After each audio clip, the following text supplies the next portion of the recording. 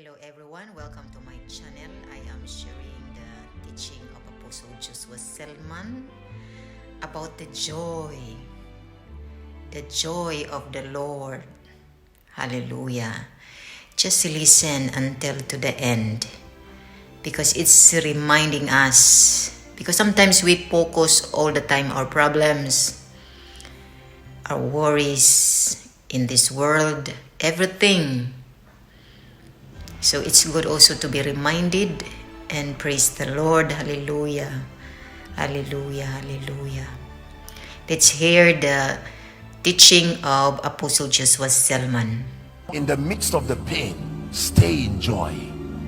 In the midst of the crisis, stay in joy. In the midst of the disappointment, stay in joy.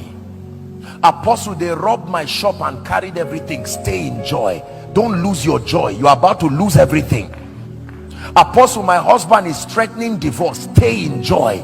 Don't move around telling everybody something that they cannot solve. Stay in joy. Apostle, they just stole my car. Let me tell you how to get the car back. Stay in joy. Once you turn your face and start meditating on that pain, it starts growing. You will never have a car soon again. Apostle, they spoke about me and said all kinds of untrue things about me. Stay in joy. It's cheaper than explaining yourself. Stay in joy. Let God speak for you. Stay in joy. Hallelujah. I rejoice in the God of my salvation. I rejoice in the God of my salvation, the mighty one who can rise up and turn things around. Let me tell you something about God before we pray. Listen, don't get used to God's silence. He is quick. Don't get used to God's silence. God can arise like the mighty man that he is, and with a dimension of speed you cannot tell, he will come to your life and save you. Even his coming, the Bible says, is in a twinkling of an eye. We are caught up. God is not slack concerning his promises. Apostle, where will I get the money to build my house? It's in your joy, not in the bank. Your joy is a trusted source of finance than your bank. Where will the fresh anointing come upon? There are people who are anointed, but the anointing is not fresh. Joy. Joy. I have seen more miracles in my life as a result of joy than prayer.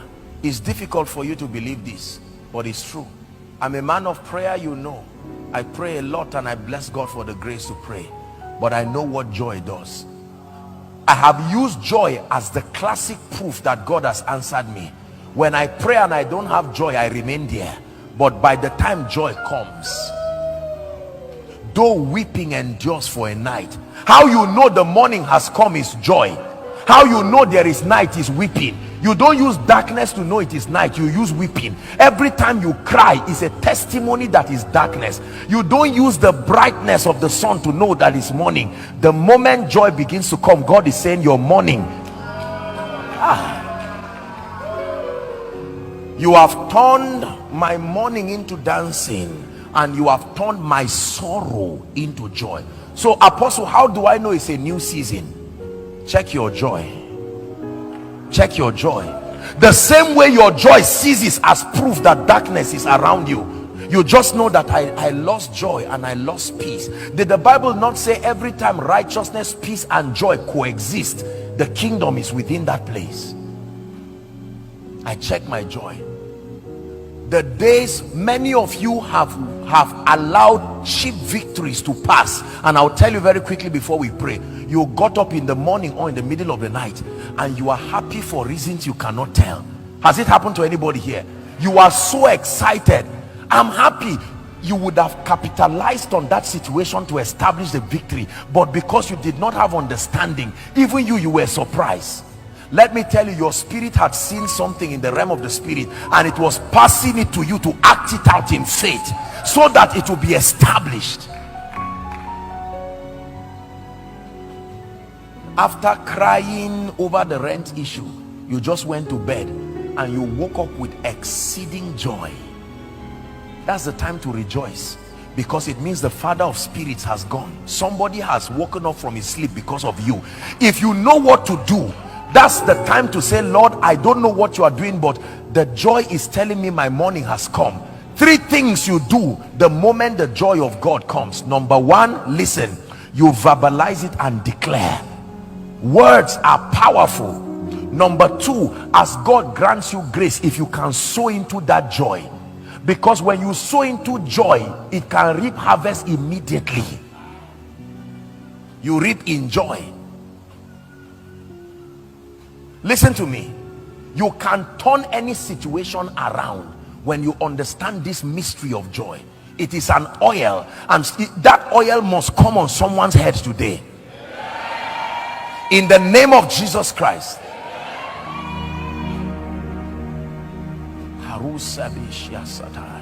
Joy. This works for me very much. Every time God wants to bring a new anointing to my life, there is extreme joy. Extreme. I cannot explain. Sometimes it will last for days, sometimes it will last for weeks, and I begin to sense that God is calling me. And in the place of prayer, I'm not even interceding or praying for anything. I know as that joy is happening, I tell you sincerely, listen to me, pay attention to what I tell you, is because new wine is being poured in you. I know this. The joy of the Lord is my strength. I live a very busy schedule, but his strength has kept me physically because of joy. I rejoice. Satan has lost it over my tears since. He has no opportunity to see it again. I've mastered the art of cheating life. My tears. God is faithful. Take your eyes away from the sickness. Take your eyes away from the bills. Take your eyes away from the budget. Take your eyes away for a while. They looked unto him, and their faces were lightened, and they were not ashamed. What does it take, oh God, for you to give me a job? What does it take for you to give me a child? All it takes is your will. Your will, your willingness is the raw material. What does it take for you to bring me out of that situation? What does it take for you to exalt me? Waymaker, miracle work. Listen, here's how Apostle Paul said it. He said, rejoice in the Lord always. It's not an advice, it's an instruction. Rejoice in the Lord always. And in case you forget, let me repeat again, I say, that means for your own good is a prescription to keep you in victory. Rejoice in the Lord.